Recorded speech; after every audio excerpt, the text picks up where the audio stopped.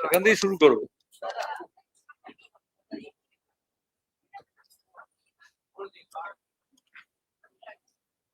ধন্যবাদ, আপনাদের উৎসাহের জন্য ধন্যবাদ।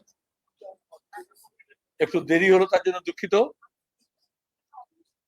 আমাদের দুদিন রাজ্য কমিটির বৈঠক, তার আগে 18 তারিখে রাজ্য সম্পাদক মণ্ডলীর বৈঠক ছিল, তারপর 19-20 এবং নির্বাচনের প্রাককালে, বিধানসভা নির্বাচনের প্রাককালে যে অনৈতিক ঘটনা না ঘটে, তাহলে এটাই আমাদের শেষ রাজ্য কমিটির বৈঠক। সেখানে অনেক এজেন্ডা ছিল।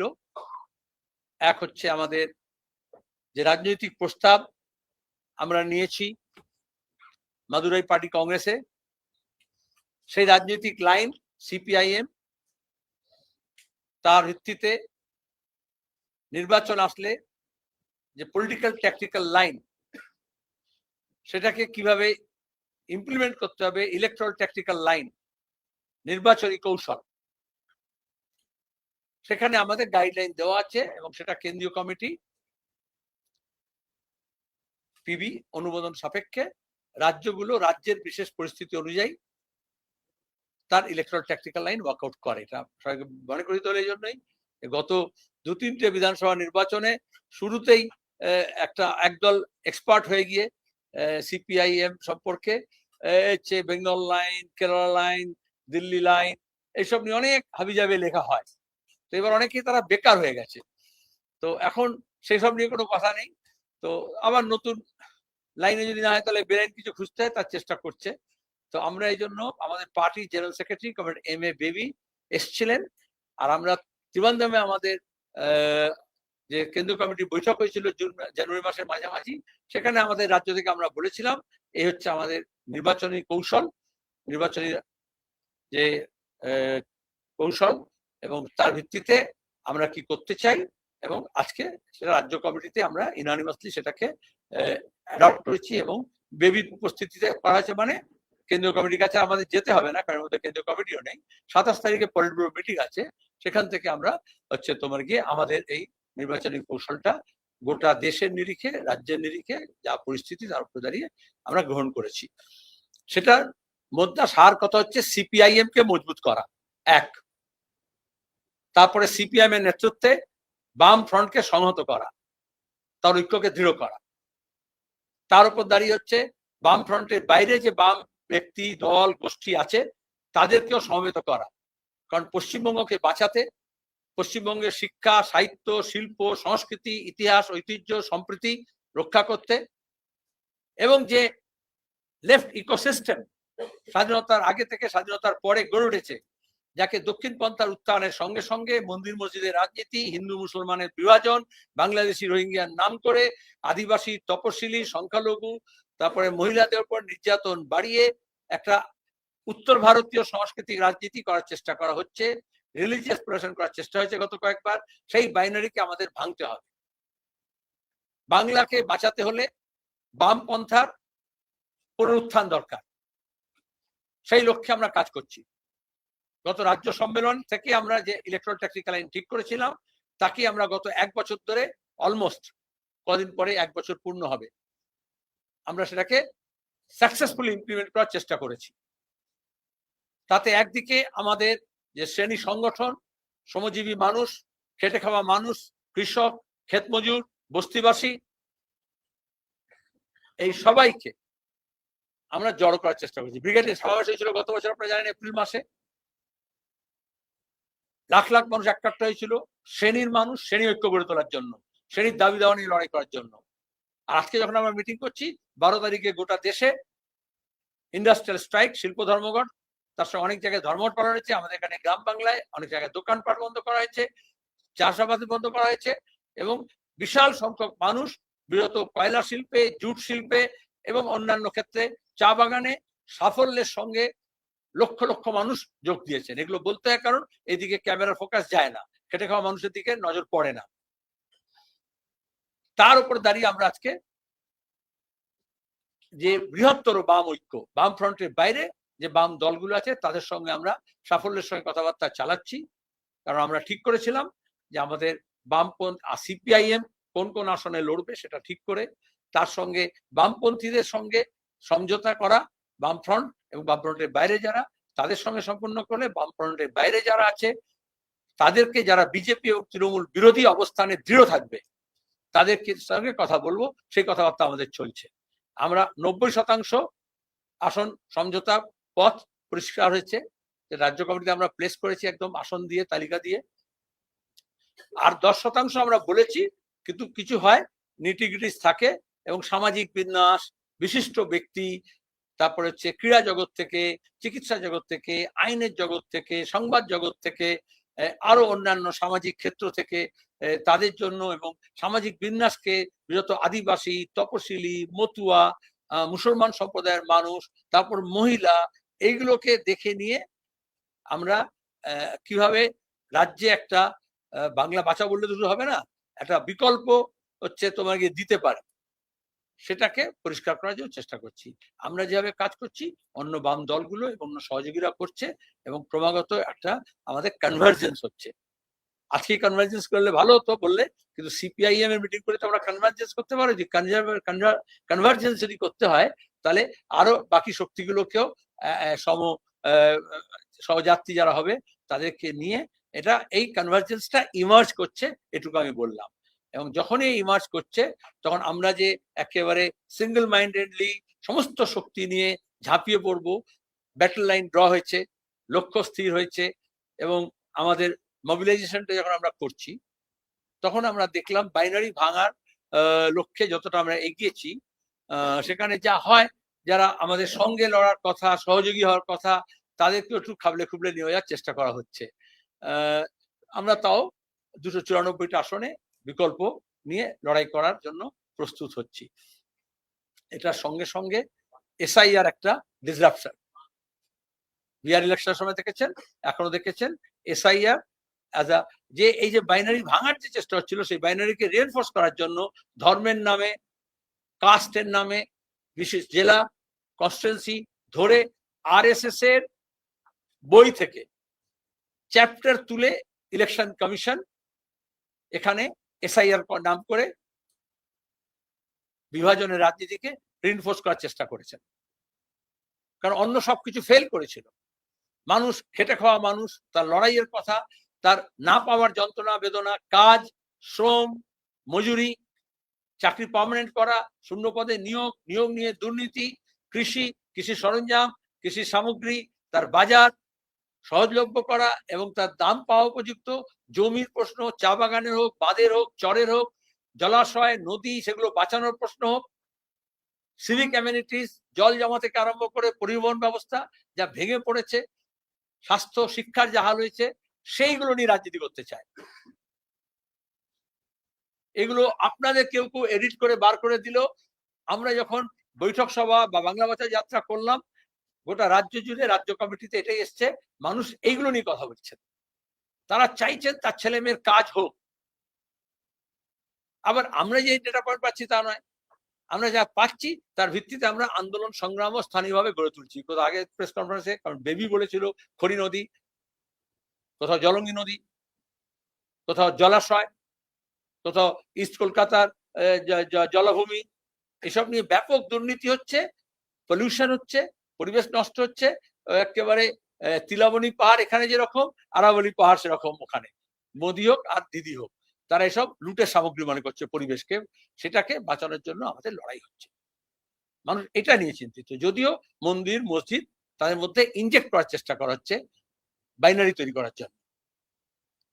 লোকে এসব নিয়ে পরিশ্রান্ত হয়েছে, আগে বিভ্রান্ত হতো, এখন ক্লান্ত হয়েছে। সেই জন্য এই খেটে খাওয়া মানুষের দাবি দাওয়া নিয়ে আমরা এই লড়াইটাকে সংযোগ করতে পারছি। তখন এসআইআর নিয়ে 3 মাস একটা trauma. West Bengal is undergoing a traumatic phase. কারণ ওয়েস্ট বেঙ্গল বলছি অ্যাজ আ হোল, সেখানে রাজ্য সরকার বলো, কেন্দ্র সরকার বলো, ইলেকশন কমিশন বলো, সিইও বলো, কোর্ট বলো, যে রিলিফ দেওয়ার কথা মানুষকে, অলরেডি আমাদের একটা স্ট্রেস এবং স্ট্রেনের মধ্যে দিয়ে যাচ্ছি আমরা। রাজ্য সরকার, ব্লক অফিস, কোথাও কোনো কাজকর্ম হচ্ছে না, মানুষ কাজ করছে না, ম্যান্ডেট লস হচ্ছে, এনার্জি লস হচ্ছে ব্লক অফিসগুলোতে গিয়ে। প্রথমে হচ্ছে তোমার কি ম্যাপিং, তারপরে হচ্ছে তোমার গিয়ে নো ম্যাপিং যখন হলো, তারপরে হচ্ছে হিয়ারিং, নোটিশ, শুনানি প্রতিদিন বাড়ছে, ইলাস্টিকের মতো বাড়ানো হচ্ছে, টার্গেট ফিক্স করে বাড়ানো হচ্ছে, অ্যাসেম্বলি কনস্টিটিউন্সি ধরে বাড়ানো হচ্ছে। আর এটা করার সময় দেখা যাচ্ছে যে যখন অ্যাসেম্বলি গুলো দেখবে, তাতে যেমন মৃত মানুষ রাখা হয়, যেমন ভুয়ো ভোটার রাখা হয়, তেমনি ভোট বাদ দেওয়া হবে কাদেরকে, একেবারে কোথায় ভোটের কত পার্সেন্টেজ এদিক তেদিক করলে চলা যাবে ডেমোগ্রাফি অনুযায়ী।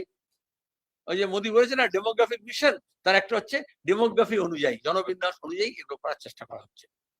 আমরা প্রথম থেকে তার প্রতিবাদ করেছি, নির্বাচনে ভোটাধিকার রক্ষার জন্য লড়াই করেছি, ভোটাধিকার সহায়তা কেন্দ্র করেছি, এবং এখনো দাঁড়িয়ে যখন হিয়ারিং হচ্ছে সেখানে দাঁড়িয়ে এই সব মার প্যাচ সেটা আদালতে করা হয়েছে, ব্লক অফিসে করা হয়েছে, এইআর অফিসে করা হয়েছে, সিও অফিসে যাওয়া হচ্ছে। আগামীকালও সিও অফিসে আমরা একটা যাব। যারা করছেন এই কাজ, বিএলএ থেকে যারা হিয়ারিং এর কাজ করছেন, তারাও ট্রমাটাইজ। আর এদিকে দুই সরকার টানাটানি, বিজেপি তৃণমূলের রাজনৈতিক খেলা। তাদের নিজের কর্মচারীদের যাদেরকে যুক্ত করেছেন তাদেরও দেখেননি, ভোটারদেরও দেখেননি, পলিটিক্যাল পয়েন্ট স্কোর করার চেষ্টা করেছেন। আমরা ঠিক করেছি আগামী 27 তারিখে আমি নিজে, আমরা চিঠি দিয়েছি আরো প্রাক্তন এমপি দুজনকে নিয়ে আমরা ইসিআই কাছে যাব, কারণ 28 তারিখে বলেছে লিস্ট বার করবে। আজকে সুপ্রিম কোর্ট একটা দেখেছেন, আপনারা প্রশ্ন করবেন হয়তো, আগে আমি বাকিটা ডিটেলস এখন বলবো, কিন্তু কতটা অপদার্থ সরকার হলে, কেন্দ্র হোক বা রাজ্য হোক, কতটা অপদার্থ ইসিআই এবং সিও হলে বলা হচ্ছে জুডিশিয়াল এতে এটা দেখা হবে, করা হবে, দরকার হলে জুডিশিয়াল অফিসিয়ালসকে এঙ্গেজ করা হবে। আমরা সবাই জানি ইলেকশন কমিশন, সিও অফিস, তারপরে স্টেট গভর্নমেন্টের যে স্ট্রাকচার, তার মধ্যে অনেক সময় সেন্ট্রাল গভর্নমেন্টের যে এমপ্লয়িজ তাদেরকে নিয়ে, স্টেট গভর্নমেন্টের নিয়ে এগুলো করায় না, নতুন নাকি? কিন্তু যখন আমাদের সংবিধান ভাগ করে দিয়েছে লেজিসলেচার, জুডিশিয়ারি, এক্সিকিউটিভ, যে যার নিজের এলাকার কাজ করে না, তখন একের অপরের এলাকার মধ্যে হচ্ছে ওভারল্যাপ করার চেষ্টা করে। তাহলে লেজিসলেচার ফেল করলে এক্সিকিউটিভ খুব পাওয়ারফুল হয়ে যায়, এক্সিকিউটিভ ফেল করলে জুডিশিয়াল তার টেন্টাকলস বাড়ায়। এটা অতীতে অনেক ইতিহাস আছে, অনেক দেশের আছে, কিন্তু এটাতে কনস্টিটিউশনাল স্কিম অফ থিংসটা শ্যাটার্ড হয়ে যায়, সেপারেশন অফ পাওয়ারটা শ্যাটার্ড হয়ে যায়। তাহলে মমতা ব্যানার্জির নেতৃত্বের সরকার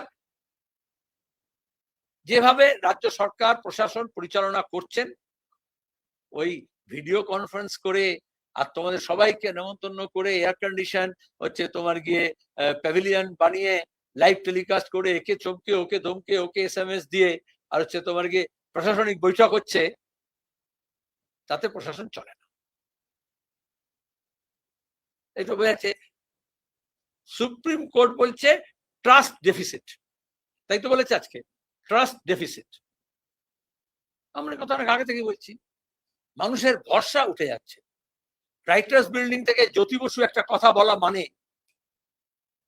মুখ্যমন্ত্রী হিসেবে গোটা দেশের administration, political parties, political system এবং রাজ্যবাসী একটা ভরসা পেত, এরা বলা হয়েছে এটা করা হবে। আর আজকে নাটক করলেও, ছুটে বেড়ালো, রং বেরঙের শাড়ি পরলেও, শাল পারলেও,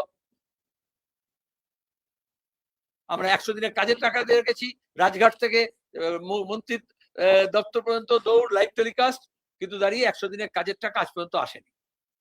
100 দিনের কাজ হাইকোর্টের নির্দেশ হওয়া সত্ত্বেও চালু হয়নি। খবর হয়েছে, ফুটেজ হয়েছে, ভোট হয়েছে। একই জিনিস আমরা দেখেছি অভয়াকাণ্ডের সময়, এত আন্দোলন হলো, এত ডাক হলো, কিন্তু দাঁড়িয়ে একটা ন্যায় পাওয়া গেল না, জাস্টিস পাওয়া গেল না, তদন্ত করে সত্য উদ্ঘাটিত হলো না। এরকম অসংখ্য উদাহরণ দিতে পারি, আমি ডাইভার্স করতে চাইছি না, অনেকগুলো ইম্পর্টেন্ট ইস্যু আছে। তো এই যে জুডিশিয়াল ইন্টারভেনশন, এফেক্ট কি হবে পরের কথা, কিন্তু কজটা কি? তাহলে রাজ্য সরকার তার ব্যর্থতা মেনে নিক, সিও দপ্তর তার ব্যর্থতা মেনে নিক, ইসিআই তার ব্যর্থতা মেনে নিক। একটা এমনিতে বললো না, রুটিন কাজ, রেগুলার কাজ আগেও হয়েছে, এখনো হচ্ছে, কিন্তু সেটা করতে গিয়ে কিরকম পদে পদে আমাদের ট্রমা, অন্যদিকে হোঁচট। আমরা এখানে যখন জুডিশিয়াল আমরা গেছি রিমেডির জন্য, আমরা যেরকম অ্যাডমিনিস্ট্রেটিভ রেমেডির জন্য ব্লক অফিস থেকে সিও অফিস, ইসিআই পর্যন্ত যাচ্ছি, আমরা যেরকম জমায়েত করেছি, প্রতিবাদ করেছি, আরো হবে। আপনাদের মনে আছে আমরা বলেছিলাম কোন প্রকৃত ভোটারের যদি নাম বাদ যায় তাহলে জিনা হারাম করে দেওয়া হবে। সিও অফিসের সামনে দাঁড়িয়ে জনসভায় বলা হয়েছিল বাম দলগুলোর সমাবেশে। আর পেছনের দরজা দিয়ে আমরা এনআরসি এনপিআর করতে দেব না, সবটাই হচ্ছে।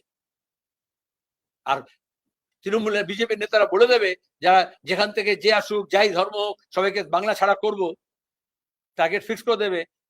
আর ECI, CO, BDO, SDO, DM এর দপ্তর সে কাজটা করবে। আর অসহায় মানুষ, সেই অসহায় মানুষের কাছে যাদের ম্যাপিং হয়েছে, যাদের শুনানি হয়েছে, যাদের সব লোড হয়েছে, যাদের লিস্টের নাম থাকলেও তারাও, আর যাদের নাম নেই তারাও, এদেরকে ইন্টিগ্রেট করে আমরা এই আন্দোলন সংগ্রাম করব। তার জন্য প্রস্তুতি আমরা নিয়েছি আজকে আলোচনা। তারপর আমরা বাম ফ্রন্টের মধ্যে আলোচনা করব, বাম দলগুলো এবং সহযোগী দলগুলোকে বলবো একযোগে যেতে হবে। কিন্তু 1 তারিখে, যেহেতু 28 তারিখে বেরোবে, তারপরে একটা ছুটির দিন, তার এইসব আছে। নাহলে আমরা আগে বলেছিলাম যেদিন সিও ঘোষণা করবে ইসিআই, সেই তারপরের দিন আমরা জমায়েত করবো। আমরা ছুটির মধ্যে করেছিলাম ছট পূজার সময়, প্রথমে আমরাই করেছিলাম, মনে আছে, জমায়েত করে এটা বলেছিলাম, বা রাজ্যবাসীকে হুঁশিয়ারি দিয়েছিলাম যে হচ্ছে হবে, আর ওদেরকে বলেছিলাম 1 তারিখে ছুটির দিন হলো কমরেড বুদ্ধদেব ভট্টাচার্যের জন্মদিন, 1 মার্চ। আজকে এই যে রাজ্যের ভয়াবহ দুর্দশা, এই যে রাজ্যের মানুষের স্বপ্ন ভঙ্গ, এই যে শিল্পায়ন হলো না, বেকার ছেলে মেয়েদের কাজ হলো না, বাংলার ভবিষ্যৎটাকে একেবারে কন্যা ভ্রূণ হত্যা করার মতো বিজেপি তৃণমূল মিলে ভ্রূণ হত্যা করেছে আমাদের শিল্প সম্ভাবনার। তারপরে মোদী মমতা সিঙ্গুরে গিয়ে অনেক নাটক করেছেন, আমরা সেই নাটকে যাইনি এবং লোকে বিশ্বাস করেনি। বিজেপি তৃণমূল মিলে এটা একসঙ্গে করেছিল, সানন্দে করেছিল, আনন্দে করেছিল। আমরা 1 তারিখ জন্মদিনে গোটা রাজ্য জুড়ে, আপনারা জানেন 17 তারিখ যেরকম জ্যোতি বসু প্রয়াণ দিবসে আমরা শপথ নিয়েছিলাম, অসভ্য বর্বর দলের বিরুদ্ধে লড়াইয়ের শপথ নিয়েছিলাম, সংবিধান রক্ষার শপথ নিয়েছিলাম, সাম্প্রদায়িকতাকে বিচ্ছিন্ন করার জন্য শপথ নিয়েছিলাম, সেরকম এই রাজ্যকে বাঁচানোর, এই রাজ্যের ভবিষ্যৎকে বাঁচানোর, এই রাজ্যের ভবিষ্যৎ প্রজন্মের প্রতি যে অঙ্গীকার বুদ্ধদেব ভট্টাচার্য করেছিলেন তাকে বাস্তবায়িত করার জন্য যে ভিশন তিনি দেখেছিলেন, সেটাকে আমরা নতুন করে আবার পুনরুত্থাপিত করব। বামপন্থা পুনরুত্থান মানে কি? কৃষি, শিল্প, শিক্ষা, সাহিত্য, সংস্কৃতি এবং আমাদের যে ঐতিহ্য, আমাদের যে নবজাগরণ, আমাদের যে স্বাধীনতা আন্দোলন, আমাদের যে লেফট ইকোসিস্টেম, সেটাকে পুনর্নির্মাণ করা। আর সেখানে আমরা পলিটিক্যাল যা হবে, অর্গানাইজেশন যা হবে, আমরা হচ্ছে শৈল্পিক, নান্দনিক, যেহেতু বুদ্ধদার কথা বলছি আমি, এবং তার সঙ্গে দাঁড়িয়ে কালচারাল রেসপন্স কি হবে সেজন্য আমরা পরিকল্পনা করছি। ওই দিন আমরা 1 মার্চ, এবং সেদিন আমরা ওই যখন জন্মদিনে উৎসব নয়, এসব যেমন জন্মদিন করে সব কেক ফেক কাটে, সেটা নয়। আমরা ঠিক করেছি যেমন Jyoti Basu centre for social studies and research হচ্ছে, সেরকম আমরা বুদ্ধদার নামে একটা কলকাতার বুকে, হার্ট অফ দ্য সিটিতে আমরা সাংস্কৃতিক কেন্দ্র গড়ে তুলব। কিন্তু ওই ভিত্তিপ্রস্তর স্থাপন, ঘোষণা, এসব কিচ্ছু না। এখন আমরা নির্বাচনের প্রস্তুতি নিচ্ছি। কিন্তু ওই দিন যে জমিতে হবে, যে জায়গায় হবে, সেই জায়গায় আমরা এই আর্টিফ্যাক্ট ইনস্টল করে, যে ট্রমা বেঙ্গলের, দ্য ট্রমা যেটা আমাদের সবাইকে ফেস করতে হচ্ছে, the traumatic phase of these 3 months which Bengal has undergone along with some other states, আর এই যে অপদার্থতা, একেবারে পাহাড় প্রমাণ অপদার্থতা, সেইটাকে স্মরণীয় করে রাখতে হবে। যেমন আমাদের দাঙ্গা, যেমন আমাদের বন্যা, যেমন আমাদের প্রাকৃতিক বিপর্যয়, যেমন আমাদের দেশভাগ, যেমন আমাদের মন্বন্তর, দুর্ভিক্ষ, যেমন কোভিড, कोरोना, सब याद रखा जाएगा। কিছু ভুলে গেলে চলে না। ইতিহাসে এগুলো বাংলার বিভিন্ন বাঁক এবং মোড়, সেই একইভাবে এটার সাক্ষ্য বহন করবে।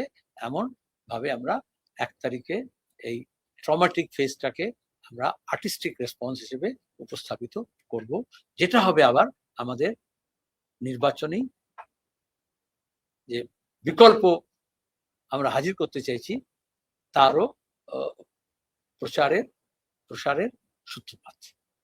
বৌদ্ধতাকে তার কথা সামনে রেখে এ লড়াই লড়তে হবে, এ লড়াই জিততে হবে। পরপর আমাদের প্রোগ্রাম আছে। আজকে আমি যখন এখানে কথা বলছি, জ্যোতির্বসু সেন্টারে কালকে ভাষা দিবস উপলক্ষে এখন ভাষার চর্চা নিয়ে আলোচনা চলছে। আগামীকাল আমাদের রেড বুক ডে, ভাষা দিবস।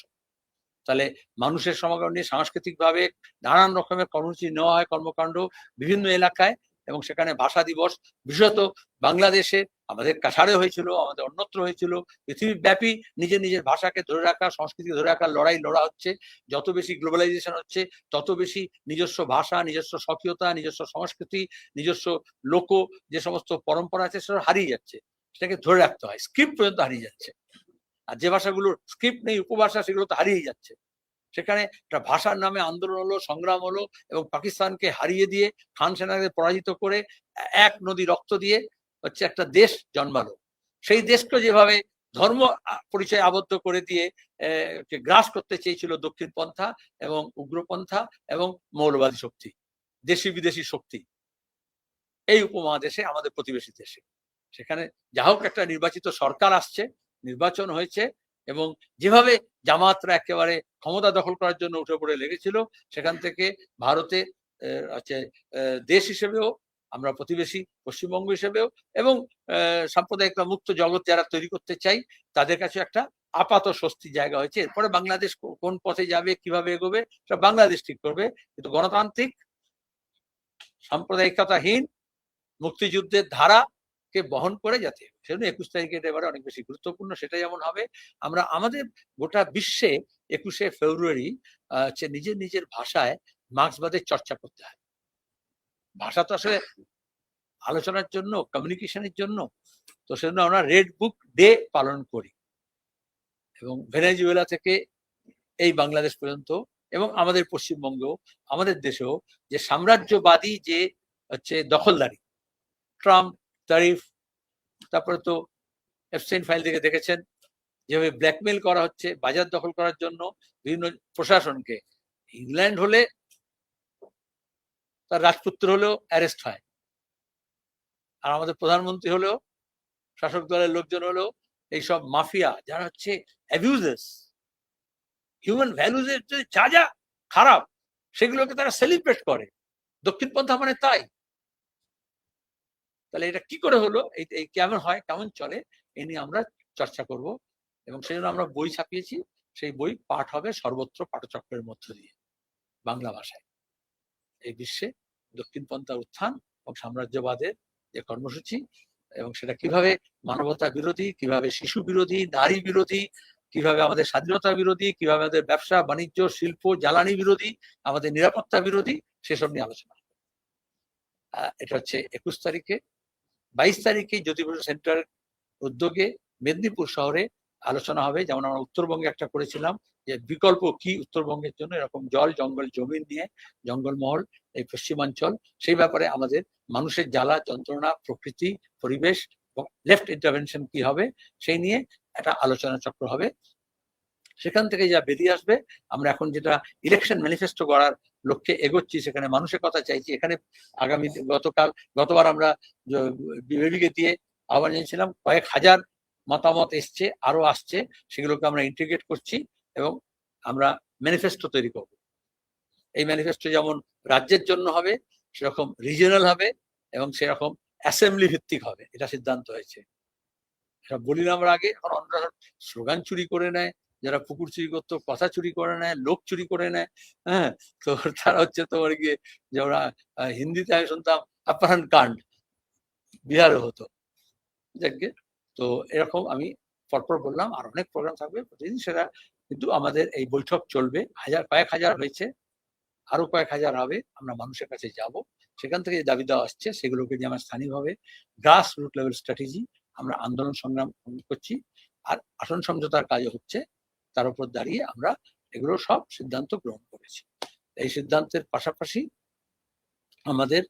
আমরা করেছি বামফ্রন্টের বৈঠক করে যত দ্রুত সম্ভব আমাদের আসন সমঝোতা আমরা পাকা করব, এবং এ মাসের মধ্যেই আমাদের প্রার্থী তালিকা প্রস্তুত করব। একজন করে বললে ভালো হবে, আর যে মাইক ব্যবহার তারটাই শুনবো, নাহলে শুনবো না। আপনারা এখানে বলতে হবে, ভিড় হয়েছে অনেক। বলো, দাঁড়িয়ে বলো, তাহলে লোকে শুনবে না।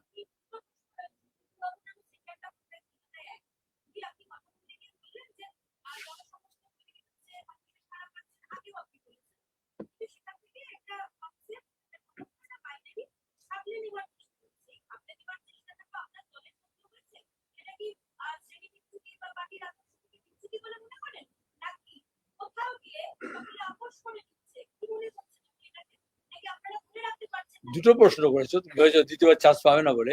প্রথম প্রশ্নটা আলাদা, দ্বিতীয় প্রশ্নটা আলাদা। প্রথম প্রশ্নটা হচ্ছে খুব সহজ, উত্তরটা খুব সহজ। সেটা হচ্ছে এখান থেকে ঢিল ছোড়া দূরত্বে করবো, বড় রাস্তার উপরে করবো। এখান থেকে ঢিল ছোড়া দূরত্বে বড় রাস্তার উপরে, তার মানে এজেসি বোস রোডের উপরে। বোঝা গেল? প্রমোদ দাশগুপ্ত মেমোরিয়াল ট্রাস্ট করবে তার শিষ্য বুদ্ধদেব ভট্টাচার্যের নাম। দ্বিতীয় প্রশ্নটা তুমি অনেক গম্ভীর গম্ভীর কঠিন কঠিন কথা ব্যবহার করেছো, যেগুলো আমরা সাধারণত পার্টির সম্মেলনে ব্যবহার করি বা মঞ্চে ব্যবহার করি, ডকুমেন্টসে ব্যবহার করি, প্রেস কনফারেন্সে একদমই করি না। সব বললো না, আমি বলছি না, তার মধ্যে একটা বাংলা শব্দ শুনেছি, খাবলে খাবলে, পরিচিত শব্দ হয়, সেটা আমার মনে আছে। এখানে রিপিট করো না, খাবলে খাবলে না। আসলে কি হয়, বাইনারি ভাঙতে হলে যে প্রয়াস আমরা নিয়েছি, তাহলে যাদের মিলিয়ন ডলার খরচ করে, million and million if not trillion dollar খরচ করে বামপন্থীদেরকে কোণঠাসা করা, নিকেশ করা, শেষ করা। তাই তো বলেছিল কেশপুরে শেষপুর, তারপরে শুভেন্দু বলেছিল লাল ঝান্ডা ধরার লোক থাকবে না, তারপরে মাওবাদীদের নিয়ে সে গুলি করে মারা হয়েছিল, সালকুসনের লাশে ওখানে যেখানে পড়েছিল সেখানে গেছিলাম কদিন আগে, মিটিং করেছি। কোথায় তোমার গিয়ে ইউরোপ থেকে, কোথায় লাটাভিয়া, সেখান থেকে ক্রু নিয়ে, কোথায় আনন্দমার্গীদের ঘাঁটিতে, ওখানে হচ্ছে তোমার পুরুলিয়ায় অস্ত্রবর্ষণ করেছিল জ্যোতি বসু। সরকারকে ফেলতে হবে, ভুলে গেলে তো চলবে না, সব ইয়াদ রাখা জায়গা বলেছি। সাম্রাজ্যবাদী শক্তি, যখন তুমি বলেছো আমি ভারী কথাই বলি, মন পছন্দ সরকার না হলে এয়ারফোর্সকে ব্যবহার করে মাদুরে এবং তার বউকে তুলে নিয়ে চলে যায়। অপহরণ না, কেউ অপহরণ লেখে দিয়ে, এটা খাবলে নেওয়া নয়, তেল সম্পদকে খাবলে নেওয়া। মনোপুত না হলে মুসলিম ফান্ডামেন্টালিস্টদের ব্যবহার করে কমিউনিস্ট বিদ্বেষ থেকে নাজিবুল্লাহকে প্রতিবেশী দেশে ইউএন ঘাঁটি থেকে তুলে নিয়ে গিয়ে ট্রেনে ঝুলিয়ে ফাঁসি দেয় কমিউনিস্ট বিদ্বেষ। সেখানে দাঁড়িয়ে তার মানে যে কোনো জায়গায় লঙ্কাকাণ্ড বাঁধতে পারে। আর তারপর হলো বামপন্থী দুর্বল হয়ে গেছে, বামপন্থী নেই, শূন্য হয়ে গেছে, কেউ নেই, সিপিএম নেই, তোমরা বলতে সব বৃদ্ধতন্ত্র। আমরা বাংলা ভাষা যাত্রা করে দেখালাম নতুন প্রজন্মের কোন নেতা নেত্রী বিজেপি তৃণমূলের কাছে নেই, যা আছে ভাড়া করা, কেনা, নাহলে দলবদল করা। একমাত্র সিপিআইএম গোটা দেশের মধ্যে, পশ্চিমবঙ্গ সিপিআইএম গর্ব করে বলতে পারে হোম গ্রোন অর্গানিক লিডারশিপ। আমরা আন্দোলন সংগ্রামের মধ্য দিয়ে নতুন প্রজন্ম সর্বস্ব ত্যাগ করে, যেখানে ল্যাবে ঢুকতে দেয়নি, অ্যাডমিট কার্ড ছিঁড়ে দিয়েছে, ক্লাস করতে দেয়নি, কলেজে ভর্তি হতে দেয়নি, কেন? এসএফআই এর নাম মুছে দেবে। অথচ দেখা গেল সেটা সম্ভব হয়নি, তাই করে। এটা নতুন না। অল্টারনেটিভ লেফট যখন আমরা শুনছিলাম, কেন আমরা বলছি ফর 30 years আমরা বলছি লেফট অল্টারনেটিভ, বাম বিকল্প, তখন পরিকল্পিতভাবে বলা হলো বাম বিকল্প নয়, বিকল্প বাম, ব্র্যাকেটে সিপিএম কে বাদ দিয়ে। 35 বছর ধরে আন্দোলন চলছে, সংগ্রাম চলছে, এই বাংলার বুকে, মিডিয়ার লক্ষ্য হোক বা মিডিয়ার অলক্ষ্য, যে বাংলার জন্য, দেশের জন্য দক্ষিণপন্থা যখন উত্থান হচ্ছে, তখন আমরা কি বাম বিকল্প তৈরি করব, না একটা বিকল্প বাম খুঁজব? তার জন্য অনেক নিয়োগ করা হয়েছে, অনেককে নিয়োগ করা হয়েছে। এখন একজন সদ্য প্রয়াত হয়েছেন, এই দক্ষিণ চব্বিশ পরগনার নেতা ছিলেন। তারপরে পরপর আছে ডিকেড। অনেকে বলে নতুন প্রজন্ম, নতুন প্রজন্ম ছিল না, কিন্তু সবচেয়ে কম বয়সী জেলা সেক্রেটারি হয়েছিলেন সিপিআইএম এর ইতিহাসে, টার্গেটেড। কিন্তু ওদের টার্গেট ফুলফিল হয়নি, ওই অনশন মঞ্চে পায়ের তলায় বসেও হয়নি। এর মধ্যে কেউ কেউ অতিবাম, মমতার মধ্যে লেনিন খুঁজে পেয়েছিল, আর কেউ কেউ মমতার পয়সায় লেনিনের ছবি লাগিয়েছিল। সবই হচ্ছে বিকল্প বাম তৈরি করার জন্য। All efforts have fallen flat. All efforts or ill-designed efforts have fallen flat. আজকে টেলিভিশন চ্যানেলে যখন ঘন্টা হয়, 24 ঘন্টা হয়, সেখানে ওই সাংবাদিক থেকে নিয়ে ছাত্র নেতা করেছিল, তৃণমূলের ছাত্র নেতাকে যে যুব নেতা করেছিল BJP, traders, dealers, where are the leaders? তো একটা নাটক হয়েছিল, তা ছিল এক চরিত্রের সন্ধানে, ছিল না একটা নাটক, গ্রুপ থিয়েটারের নাটক হয়েছে একটি চরিত্রের সন্ধানে। তাহলে হচ্ছে নীতি নৈতিকতা, যখন তৃণমূলের প্রতিদিন এত অধঃপতন হয়েছে, এত ধর্ষণ, এত খুন, এত গোলাগুলি, নিজেদের মারামারি, এত জেল, এত টাকা, এত বান্ধবীর খাটের তলা থেকে টাকা, ফ্ল্যাটের থেকে টাকা, সুতরাং নীতি নৈতিকতা রক্ষা করার জন্য তাদেরকে সিপিআইএম থেকে কারোর দরকার হয়ে পড়েছে। এটা সিপিআইএম আর সিপিআইএম এর নতুন প্রজন্মের জয়। কিন্তু শোনো, তার প্রশ্ন করে ছেড়ে দাও, না বল প্রশ্ন।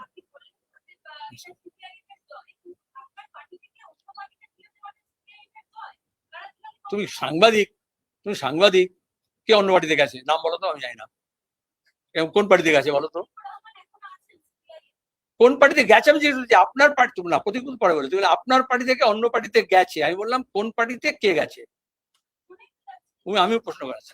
শোনাই তো যাচ্ছে, সেখানে একটা আমি শুনলাম, তারই মুখ থেকে শুনলাম যে সে বলছে কান নিয়ে গেছে, তুমি কানের দিকে তাকাও না কাকের দিকে তাকাবে। I just quoted. আমি চাইছিলাম এরকম নাম আসুক, তাই বললাম রতনের রতন ছেলে,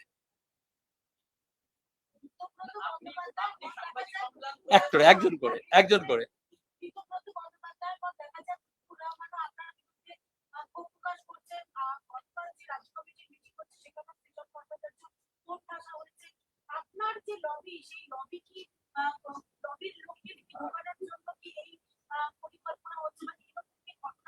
পার্লামেন্টে আমি তো দীর্ঘদিন ছিলাম রাজ্যসভা এবং লোকসভায়, আমাদের সাথে বলা হতো পার্লামেন্টে না লবি আছে। লবি মানে জানতো, মানে হাউসের বাইরে একটা করিডোর থাকে, কিন্তু পার্লামেন্টের রুলসে লেখা আছে lobbying is not allowed in Indian parliament system. USA আছে, ইউএস কংগ্রেসের লবিং সিস্টেম আছে, কিন্তু ভারতীয় গণতন্ত্রে, ভারতীয় সংসদীয় গণতন্ত্রে, ভারতীয় সংসদে আইন করে রুলসে লেখা আছে লবিস্ট বা লবিং অ্যালাউড নয়।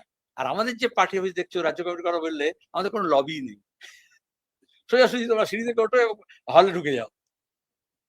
যেখানে লবি আছে সেখানে লবিং অ্যালাউড নয়, আর যেখানে লবি নেই সেখানে তুমি আবিষ্কার করছো। I feel sorry for you. বললেন যে দুদিনের যে বইটা হয়েছে তার প্রথম কথা বললেন সিপিআইএম কে শক্তিশালী করা, যে প্রতিকূলের মতো ছেলেরা যদি মোহাম্মদ সেলিমকে রাজ্য সম্পাদককে বলে যে আমরা যদি প্রশ্ন করি, আমাদের বিরুদ্ধে ষড়যন্ত্র করা হয়, তাহলে সিপিআইএম কি শক্তিশালী হবে না? এই প্রশ্নের যে ষড়যন্ত্র আমি কি জানবো, বলো।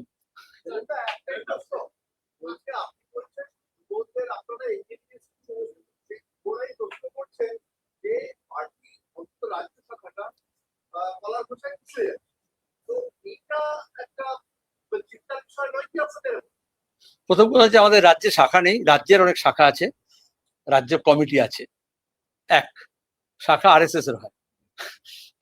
আমাদের হচ্ছে তোমার গিয়ে একটা মনোলিথিক পার্টি, এবং তার হচ্ছে কেন্দ্রীয় কমিটি আছে, তারপর পলিট ব্যুরো আছে, তারপর রাজ্য কমিটি আছে। তো সব বেসিকটা শিখিয়ে দিচ্ছে আর কি।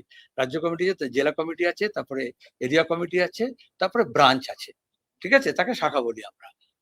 কিন্তু শরৎচন্দ্র চট্টোপাধ্যায়ের গৃহদাহ একটা উপন্যাস ছিল, সেই উপন্যাসে সাম্প্রদায়িকতা বিরোধী, এবং এই যে এখন নেত্রদান নিয়ে যেরকম হলো হইচই, এই যে ডাইনি সন্দেহে যেভাবে পিটিয়ে মারা হচ্ছে, মানে দক্ষিণপন্থা উত্থান মানে তো এই সমস্ত অবসকিউরিটিস্ট আইডিয়া, কুসংস্কার, সেগুলো ফেরত আসা। তো শরৎচন্দ্র চট্টোপাধ্যায় প্রোটাগনিস্ট হিসেবে যে উপন্যাসে বলছিলেন, তোমরা সবাই পড়েছো, 150 বছর শরৎচন্দ্র এখন, যে ওই ছোঁয়াছুতের ব্যাপার আছে, রান্নাঘর খাওয়া ছোঁয়া। তখন রাইটার প্রোটাগনিস্ট হিসেবে মেয়েটাকে বলছেন যে ধর্ম কি হাতের চুড়ির মতো ঠুনকো, যে একটু আগাতেই ভেঙে যাবে? তাহলে সিপিআইএম যদি শুভেন্দু মমতার ভাড়া করা মাওবাদীদের ল্যান্ডমাইন দিয়ে শেষ না হয়, স্টেন গান দিয়ে শেষ না হয়, এবং যাদের নাম বলছো সব তাবর তাবর নেতা দল ত্যাগ করলেও সিপিএম যদি শেষ না হয়, তোমরা কি মনে করছো কয়েকটা ইন্টারভিউ, কয়েকটা স্ক্রিপ্ট, আমি ইনস্ক্রিপ্টের কথা বলছি না, কয়েকটা পেশাদার সংস্থা যার ফাইল নিয়ে মমতা ছোটাছুটি করেন, দৌড়াজড়ি করেন, তাদের তৈরি করা স্ক্রিপ্টে সিপিএম হেরে যাবে? আর সিপিআইএম এর যৌবনের শক্তি, তরুণ প্রজন্ম, তারা হেরে যাবে। পিছলে পরে কলা খোসার কথা বললে বলে, কলা খোসার এই জন্য রাস্তায় পড়ে থাকলে তুলে নিতে হয়। যেমন কালকে আমি একটা জায়গায় যাচ্ছিলাম, কিন্তু যখন উঠতে গেলাম পাথরের একদম সান বাঁধানো জায়গা, সেখানে দেখলাম ওরা কলা খোসা কোথায় রেখে দিচ্ছে, আমি গাড়িতে তুলে রাখলাম এবং আমার চালককে বললাম যেখানে ডাস্টবিন দেখবি এটাকে ফেলে দিবি। তারপর যখন আমি আবার সেখানে, কালকে না পরশু দিন, আমি যখন সেখানে আবার উঠলাম, তখন যেরকম মিডিয়া, আমি সাথে করে তোমার সবার জন্য আজকে অনেক মিডিয়া আছে বলে বুম বাড়িয়ে দিয়ে বলে, এক মোহাম্মদ সেলিম বুম বাড়িয়ে দিলেই কথা বলে না, প্রেস কনফারেন্স করে ডেকে বলে। দুই, আমি বললাম যে এরকম আমি বামফ্রন্টের মিটিং আছে, আমি তার মধ্যে একটুক্ষণের জন্য এসেছিলাম, আমি চলে যাচ্ছি, সুতরাং আমার তাড়া আছে, তুই দেখো এই তোমার কি, আমি ড্রাইভারকে বলছিলাম এই খোসাটা ফেলে দিতে, কিন্তু কোথাও ফেলেনি, তোমার সবার জন্য আমি তো বলতে পারি না। তারপরে মিডিয়াকে সরিয়ে দিল, জানলার কাছে ভিড় করে বুম দেখেছি, অনেক মিডিয়া আনলাম, তোমার সরাসরি এটাকে ফেলতে হবে, আমাকে কাউকে বলতে হবে, ভলেন্টিয়ার ছিল ওখানকার ছাত্র, এগুলো ফেলতে হবে।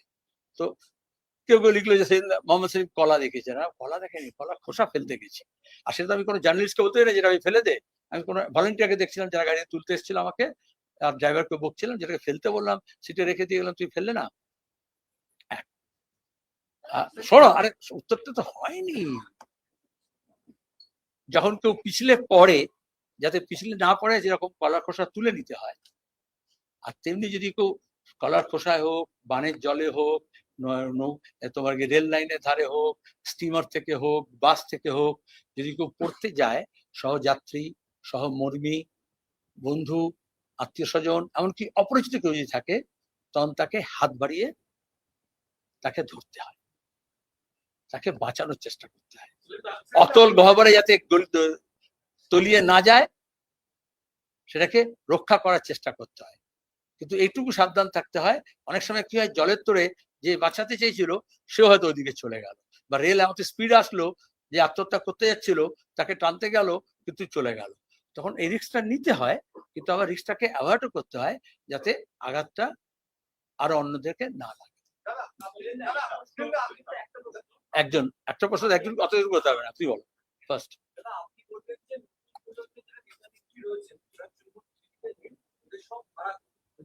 তিন রকম বলেছি, ভাড়া করা, দল বদল করে নিয়ে আসা, বা কোচিং করে।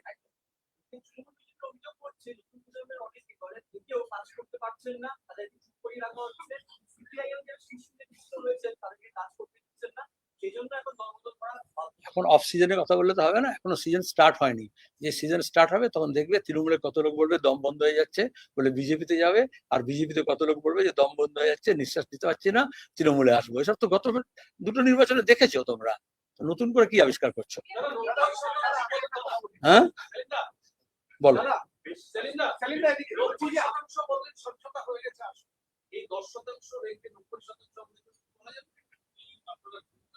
একদম কোচবিহার থেকে কাকদ্বীপ পর্যন্ত বেশিরভাগ জেলায় 100% সিপিএম কোন আসন লড়বে, বাম শরিককে লড়বে এবং সহযোগী কারা লড়বে, এগুলো আমরা আসন রফা করে নিয়েছি। এক, তার মধ্যে কয়েকটা জেলা আছে, কয়েকটা আসন আছে 10% এই জন্য বলেছি, 8% হতে পারে, 7% হতে পারে, প্রত্যেক মুহূর্তে একটা করে। এই স্টেট কমিটি মিটিং করলাম তো অনেকগুলো রিজলভ হয়ে গেল আমাদের দিক থেকে যেগুলো ছিল। যখন রফা মানে সমঝোতা মানে দো কদম তুম ভি চলো দো কদম হাম ভি চলে, তো আমরা সেখানে দাঁড়িয়ে নানান রকমের এবারে একদম সবই তো আজকাল কম্পিউটারাইজড হয়ে গেছে এবং রাজ্য থেকে, জেলা থেকে, এরিয়া থেকে সমস্ত নিয়ে আমরা এগুলো করছি। এই জন্য আমি বললাম আর কয়েকদিনের মধ্যে 7% বাকি আছে, 7 দিনের মধ্যে হয়ে যাবে। সংখ্যা কি করে বলবো? আমি বললাম 90% সংখ্যা বলতে পারি, 100% সংখ্যা বলতে পারবো না। তো সংখ্যা কখন বলা যাবে, অ্যাবসলিউট নাম্বারটা কখন বলা হয়? 100% রিচ করি। এই রিলেটেড সমঝোতা রিলেটেড কি আছে কিছু বলো? সমঝোতা ছাড়া যেগুলো আছে একটু পরে করবে, আগে সমঝোতার জন্য কি আছে আছে ওটা পরে আমি ব্যাক করবো না কিন্তু। প্লিজ হয়ে গেছে তোমার কাছে।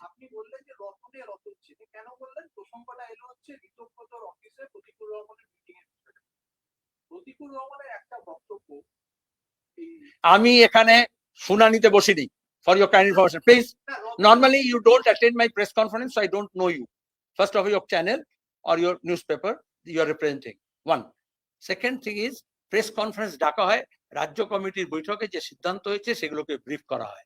তারপরে প্রেসকে সুযোগ দেওয়া হয় সুপ্রিম কোর্ট থেকে লোকাল আদালত পর্যন্ত, যেখানে যা শুনানি হয়েছে, যা রায় বেরিয়েছে, বিভিন্ন নেতারা, বিভিন্ন দলগুলো যে বলেছে তার সম্পর্কে কিছু রিয়াকশন যদি জানতে হয়। এখানে আমি কারুর শুনানির জন্য বসিনি। I am not sitting on a judgement seat.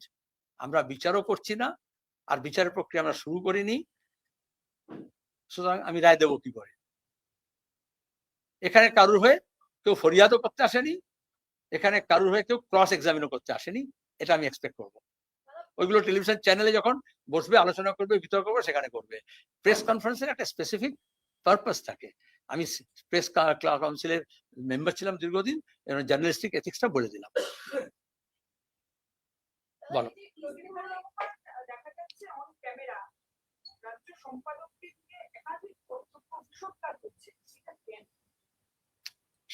তাকে প্রশ্ন করলে বেশি হবে। যদি বলো এই যে আজকে তোমরা ওর যে ব্র্যান্ড ভ্যালুটা, সেটা আমাকে বা সিপিআইএম কে কোয়েশ্চেন করছে বলি, উল্টোটাও তোমার প্রশ্নটা থেকে আমি উত্তরটা পেলাম।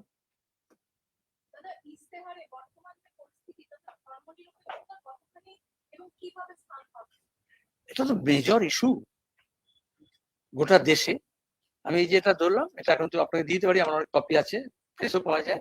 রাজনৈতিক লাইনের প্রথম চ্যালেঞ্জ হচ্ছে আমাদের কাছে, আমাদের দেশে আমাদের যে সেকুলার ডেমোক্রেসি আছে সেটাকে বাঁচিয়ে রাখতে হবে, গণতান্ত্রিক ধর্মনিরপেক্ষ ব্যবস্থাকে। তার জন্য আমাদের সাংবিধানিক যে স্কিম অফ থিং আছে সেটাকে বাঁচাতে হবে। সেটা আমি প্রথমে বললাম, সাংবিধানিক স্কিম অফ থিং ভাঙা হচ্ছে বিজেপি তৃণমূল উভয়ের দিক থেকে। আর তারপরে আমরা বললাম যে বাইনারি তৈরি করা হচ্ছে, ধর্মীয় রাজনীতি করে, ধর্মীয় হচ্ছে তোমার গিয়ে উস্কানি দিয়ে, ধর্মীয় প্রতীক ব্যবহার করে, ধর্মীয় চিহ্ন ব্যবহার করে, ধর্মীয় তিথি ব্যবহার করে, সেগুলো থেকে মানুষকে তার জীবন জীবিকা ইত্যাদি যেগুলো রিলেটেড বাস্তব যে যুক্ত যে সমস্যাগুলো আছে সেগুলোকে সামনে আনতে হবে। এটা একটা ঠিক যে এটা হচ্ছে বলেই দেখা যাবে। আমরা বললাম বেকারিটা ইস্যু, মিডিয়া বললো না বেকারি টেকারি কি আছে, ওই তো মিলার যে চাকরির মেলা করেছে মোদী, চাকরির মেলা করেছে মমতা, ডবল চাকরি দিয়েছে, 2 কোটি চাকরি দিয়েছে, শেষ। তারপরে যুবশ্রী করেছে, তারপরে ইটস অ্যাডমিশন, মমতার অ্যাডমিশন, তৃণমূল সরকারের অ্যাডমিশন, কেন্দ্র সরকারের অ্যাডমিশন, যে বেকারি সমস্যা সমাধান হয়নি, বেকারি বেড়েছে, পার্মানেন্ট জব, সিকিউর জব নেই, গভর্নমেন্ট জব নেই, private sector job, permanent job নেই, কন্ট্রাকচুয়াল হচ্ছে, ন্যূনতম মজুরি হচ্ছে না। সেই জন্যই তো যুবশ্রী প্রকল্প করেছিল, কিন্তু ওটা ফেল করেছে। তারপরে এখন বলছে যুবসাথী। যদি ডবল চাকরি হয়ে যায় তাহলে তো আর যুবসাথী প্রকল্প করতে হয় না, তাহলে তো বেকার ভাতা দেওয়া হবে বলে লাইন দেওয়া হয় না। বেকার ভাতা আমরা চালু করেছিলাম, তারপরে আমরা সেলফ এমপ্লয়মেন্ট স্কিমে চলে গেলাম, সেটাকে সিড মানি করে দিলাম বেকার ভাতাকে। এবং আমরা জানি, আমি নিজে সে দপ্তরের মন্ত্রী ছিলাম, তারপরে সেলফ এমপ্লয়মেন্টের জন্য ব্যাপক একটা উদ্যোগ গড়ে উঠেছিল, স্বনির্ভর কর্মসূচি হয়েছিল, মেয়েদের স্বনির্ভর গোষ্ঠী হয়েছিল। এটা তো যত প্রশ্ন করবে আমি আমার তত ইলেকশন ম্যানিফেস্টো বলতে আরম্ভ করে দেবো। তাহলে এই অ্যাডমিশনটা তো ওদের ফেলিওর। তার ধর্মকতার ব্যাপারে এটাই হয়েছে, যখন ওরা বুঝেছে যে মন্দির মসজিদ, ওই কি বলে রাম মন্দির, তারপরে হচ্ছে যে দীঘায় জগন্নাথ মন্দির, তারপরে হচ্ছে দুর্গাঙ্গন, তারপরে হচ্ছে মহাকাল মন্দির, এইসব করেও চিড়ে ভিজছে না, ঠিক আছে? তখন চিড়ে ভেজার জন্য বাম সমুদ্র থেকে এক কৌটো জল ঢুকিয়ে তুলেছে। হ্যাঁ বলো, সরি আমি একবার দিকে যেটুকু জট আছে, এই যে আসল যে জটটা আপনি বলছেন যেটা কেটে যাবে বলছেন এক সপ্তাহের মধ্যে, এটা কিন্তু বাম শহীদদের সঙ্গে নাকি এই জটটা আজাদের সঙ্গে এখন ডিফারেন্ট? জট শব্দটাই আমি ব্যবহার করিনি, আমি বলছি 92%, 93%। আমি একটু প্রথমে যখন শুরু হয়েছিলাম 90%, এখন তো ওখানে হোয়াটসঅ্যাপে দেখে নিলাম 92%, কারণ আমাদের টিম তো কাজ করছে, কথাবার্তা হচ্ছে। আমি যেতে যেতে বলছি 93%, ঠিক আছে? এটা মানে মিটারের মতো আর কি, ইন্ডিকেটার্স। আর বাকি যেগুলো আছে সেগুলো আলাপ আলোচনা চলছে। আমি 7 দিন সময় দিলাম, অতদিন লাগবে না, অতদিন ধৈর্য রাখতে হবে না, ধৈর্য ধরতে হবে না, ধৈর্যচ্যুতি হবে না। তার আগেই বাকিগুলো নিটিগ্রিটিস গুলো, কারণ ক্লেম কাউন্টার ক্লেম থাকে, সেগুলো আলোচনা করতে হবে। আলোচনা মানে তাই, আরে ট্যারিফ বার বলে বললাম, একতরফা ঘোষণা করে দিও না ট্রাম্পকে, যে তারপরে একটু ডিপ্লোম্যাটিক চ্যানেলে আলোচনা করো, ডিসকাশন করো, আমাদের স্বার্থ দেখো, তোমাদের স্বার্থ দেখো, এটা আলোচনার মাধ্যমে হয়। ভারত পাকিস্তান যখন তোমরা অপারেশন সিন্দুর বলে ডঙ্কা বাজাচ্ছিলে, আমরা তখনও বলেছিলাম যে গলি নেই বলিসে হাল হোগা, অনেকে আমাদের দেশদ্রোহী বলেছিল, কিন্তু আলটিমেটলি তারপর ট্রাম্প বললো, তখন যুদ্ধ থেমে গেল। মনে করিতে ইচ্ছে, কারণ ভোটের সময় তো সব পোস্টার লাগাবে আবার অপারেশন সিন্দুরের। তো সেই রকম দাঁড়িয়ে তোমার গিয়ে যখন একাধিক দল যখন আলোচনা করে, তার মারফতে তৃণমূলের একটা গোষ্ঠী আর একটা গোষ্ঠী বোমাবাজি করার থেকে তো ভালো, যে উপপ্রধান প্রধানের দল নিয়ে ছোড়াছুড়ি করে খুনোখুনি করার থেকে তো ভালো যে একাধিক দল বামফ্রন্টের মধ্যে এবং বামফ্রন্টের বাইরে যে দলগুলো আছে তাদের সঙ্গে আলাপ আলোচনা করে আমরা একটা সেটেলমেন্টে পৌঁছবো। এটা তোমাদের মনোভূত হবে না, গুলি করে চলে ভালো লাগতো, কিন্তু এটা হচ্ছে না।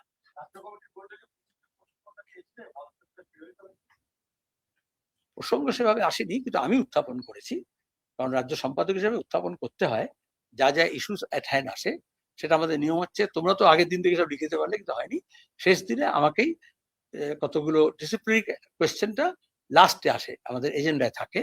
সেগুলো আরো একটা ইস্যু ছিল, এটাও ছিল, কিন্তু আমরা বলেছি, প্রস্তাব দিয়েছি যে এটা খুবই বেদনাদায়ক। আমার কাছে নতুন প্রজন্মের একটা ছেলে মেয়ে পার্টির, অনেক পার্টিকে ইনভেস্ট করতে হয়, মুভমেন্ট, আন্দোলন, সংগ্রাম, প্রচার, লড়াই, তার থেকে তারপর আমরা চাই এটা থেকে পার্টি যাতে লং টাইম ডিভিডেন্ড তোলে, জনগণ তোলে, শ্রেণী আন্দোলন তোলে। আমার ক্ষেত্রে তাই করেছে পার্টি, সবার ক্ষেত্রে তাই করে। এবং আমার নিজের ক্ষেত্রে এইখানে দাঁড়িয়ে তো আমি বলেছিলাম, যখন আমি রাজ্য সম্পাদক হয়েছিলাম, এই উজ্জ্বলী প্রশ্ন করেছিল, আপনি কি করবেন, আমরা বলেছিলাম আমাদের কাছে 30টা তেজি ঘোড়া আছে, আমি কয়েক বছরের মধ্যে এটাকে 300টা ঘোড়া করব। তারপরে বলেছিলাম 300 হয়ে গেছে, আমি এখন 1000-এর দিকে যেতে হবে। সেখানে এই ধরনের একজন কর্মী কে হারানোর প্রশ্ন উঠলেও আমার কাছে সন্তান হারা হওয়ার শপথ।